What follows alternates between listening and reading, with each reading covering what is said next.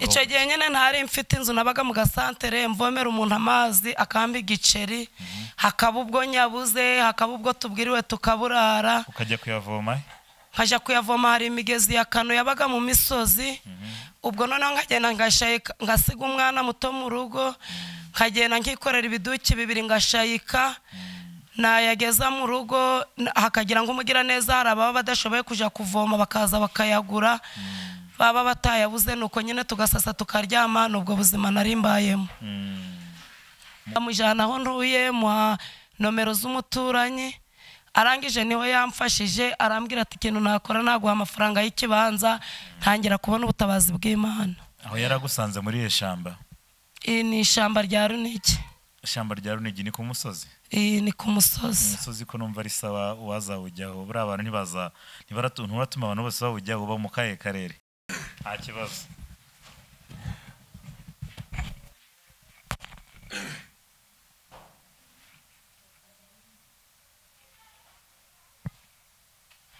Reka nongere nsuhuze mwese abakurikiye Narayibonye TV by'umwihariko Esther arabasuhuza yifuza no kubagezaho izindi ntasho z'abavuga butumwa batandukanye bifuza kubagezaho ijambo ry'Imana. Hano imbere yanyu murahabona umubyeyi witeguye gutanga ubuhamya rwose yakenyeye igitenge arasa neza ariko kandi nawe tumusanze ku Gikumba. Mbibutsa kugira ngo mujye mukora subscribe ndetse na notification kugira ngo mujye mubona ibiganiro bitandukanye igihe cyose ikiganiro kigiye kuri YouTube mwajya mukibona kugira ngo dubashe gusangira ubutumwa bwiza ndetse no kwamamaza inkuru nziza. Ni Narayibonye TV rero hano imbere yanyu murahabona umubyeyi cyangwa se umuntu bigaragara ko akiri muto ariko unambaye neza witeguye kutugezaho ubuhamya rwose araberewe nk'umuntu wasenze Imana.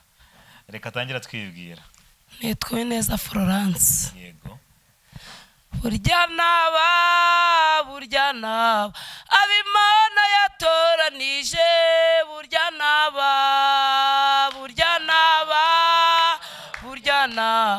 abimana yatoranije mu bagabo burya naba abimana yatoranije burya naba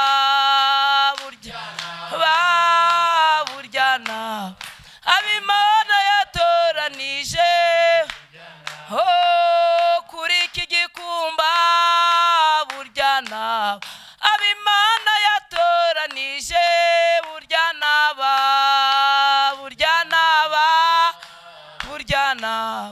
abimana yatoranije burya naba.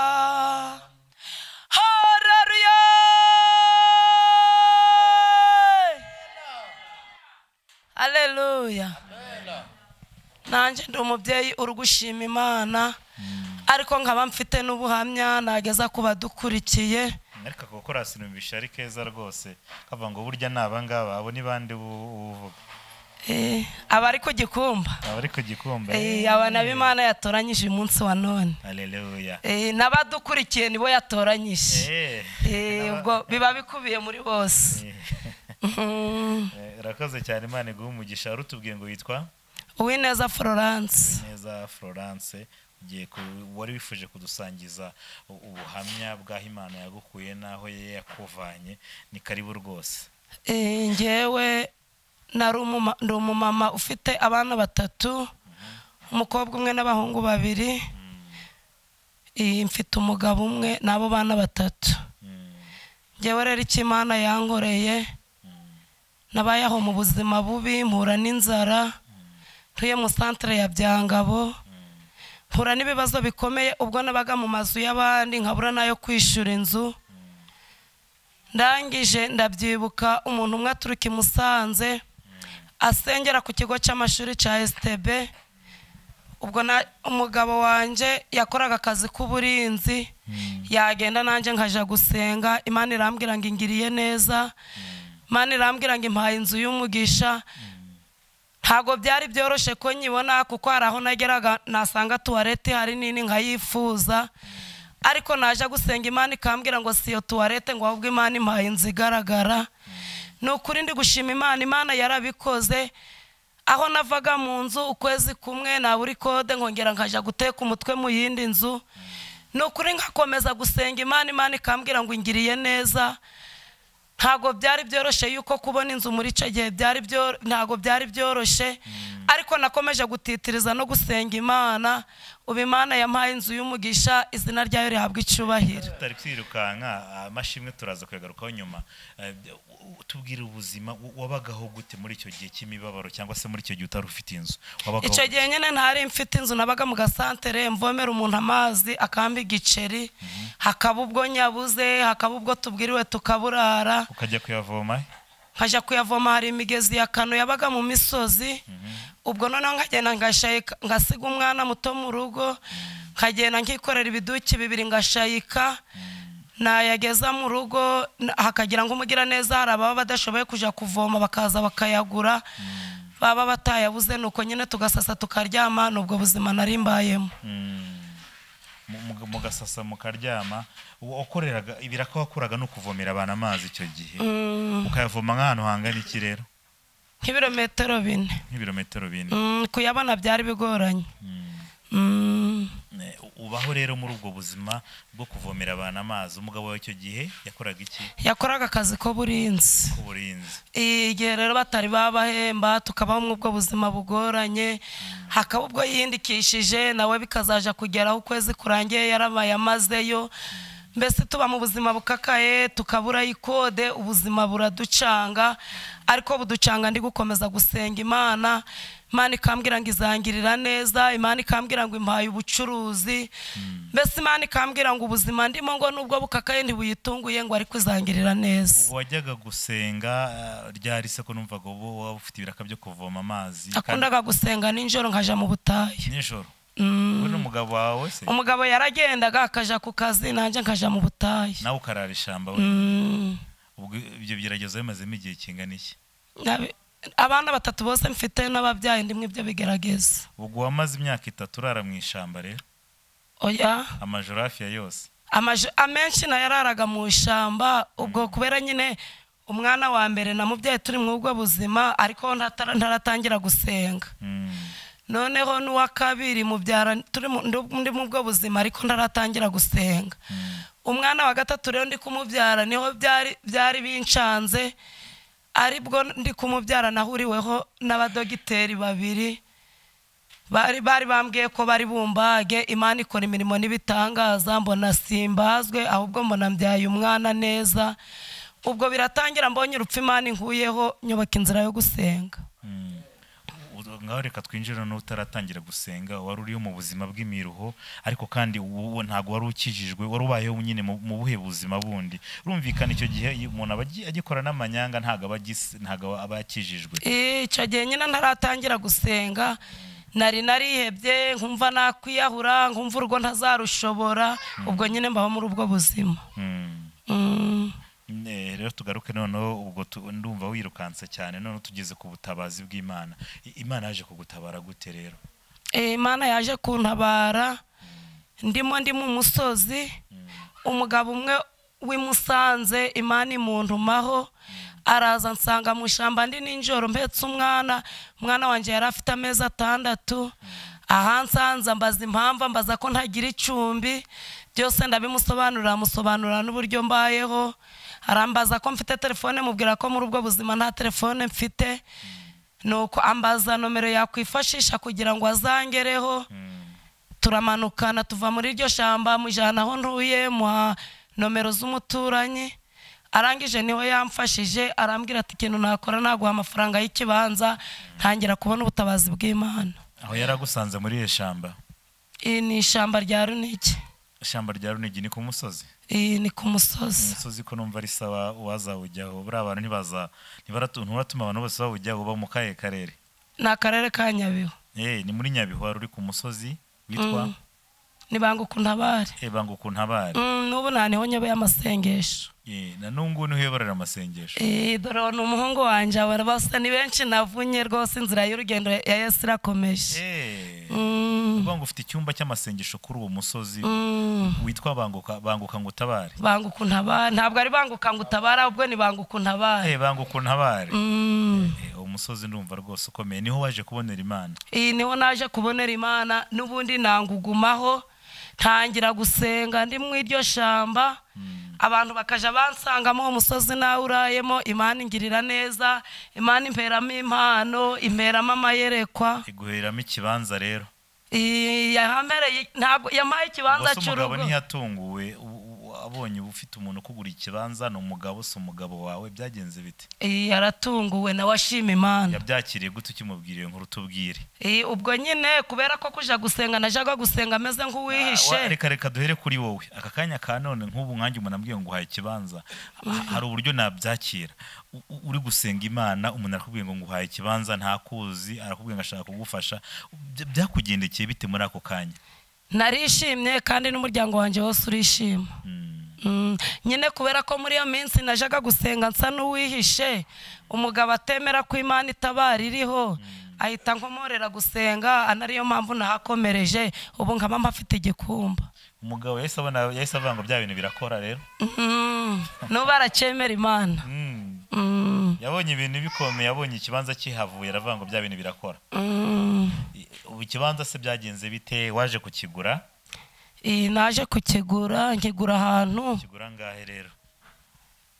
Nakiguze 300. Ikibanza cya 300 ubwo hari ryari? Ariko numva ari makeya. Nyine kubera ko uwo mugabo yampaye ubufasha nk'uko ashobojwe. Nyine abantu ko numva nyine ikibazo si amafaranga, wenda hari ryari icyo gihe ko numva ayo mafaranga ari makeya 300? Ni muri 2016. 2016 icyo gihe yari akaze. 300 icyo gihe yari akaze rwose, yagombaga kugura ikibanza no mu nkengero z'umujyi. N'ubundi nturi santere ya Byangabo, ni uko ari mu Gasaza ariko ni hafi ya santere. Ni hafi ya santere ya Byangabo. Niho waje kugura ikibanza cy'30000 300. Uracyubaka rero? Ndacyubaka, ubu inzu nyirimo.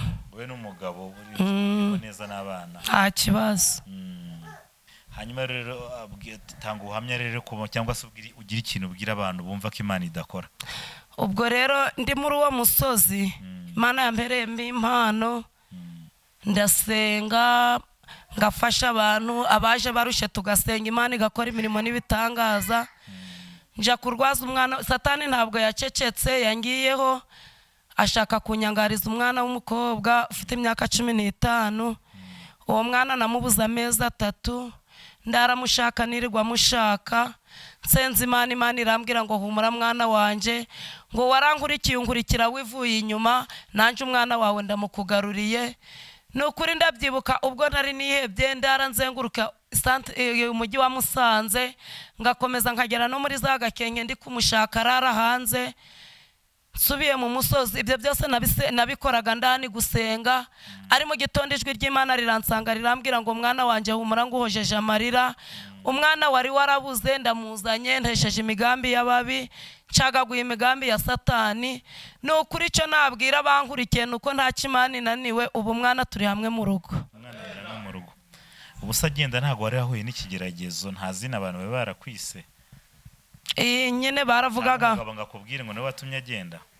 Nyine umugabo yageze aha aravuga ngo mbese ngo none ngo iyo Mana usenga ngo yaduhaye inzu turabibona, ngo none ubu ngubu umwana we bigenze bite? Ndakomeza ndasenga ndatitiriza Imana, ntabwo yandetse, yakomeje kuba mu ruhande rwanje. Nukuri n'ubu yaramuzanye abantu bavuze amagambo menshi, abantu bavuze ko Imana itariho, abantu bavuze ngo uriya muntu ahubwo agiye gusara ku musozi, ariko Imana yaranyiyeretse. Ndumva rero Imana yaragiye ibana nawe cyane rwose mu mirimo n'ibitangaza. Ubundi se usibye ubuhanga ku musozi bakwita ngo iki wowe? Ko abanyamasengesho benshi bagira amazina yo ku musozi bakwita ngo iki? Banyita umukozi w'Imana. Umukozi w'Imana gusa, nta kandi kazina bakwita?